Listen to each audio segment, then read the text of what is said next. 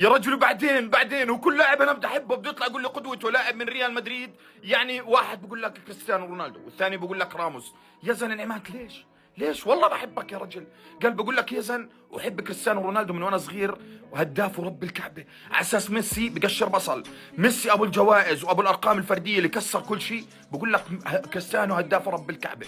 يا رجل اقسم بالله العظيم اشي بيطقق.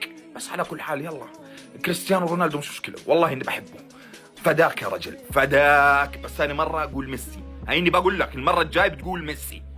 جوارديولا ابعد عن صباحنا إلا لامين يامال. خذ كل الفريق إلا لامين يامال. موهبتنا القادمة فكك من التفنيص لأنه أنا أصلا من الله مش طايقك. شايف برشلونة غرقان وما بترجع. بدك تاخذ أهم مواهبه كمان. لا وشو بقول لك مستعدين يقدموا 250 مليون وقال بده يطوروا تحت ايديه. لا يا حج قال شو بقول لك متأملين انه يكون ميسي الثاني لانه شايفينه موهبة.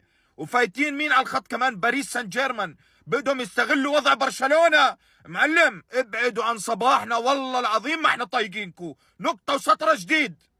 شباب شو بالنسبة لطاقم نتفليكس اللي كان موجود مؤتمر الصحفي تاع فينيسيوس.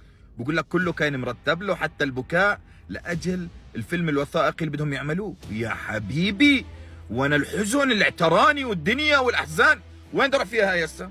وين بدي اروح فيها يا معلم؟ لا حول ولا ضحكتوا علينا ماشي يا وني. اما بالنسبه للخبر الثاني بقول لك شاهدوا ولد هالاند في برشلونه. معقول؟ هل تفكروا فيما افكر فيه؟ معقول فيها مفاجاه؟ خلينا نستنى. يعطيكم العافيه.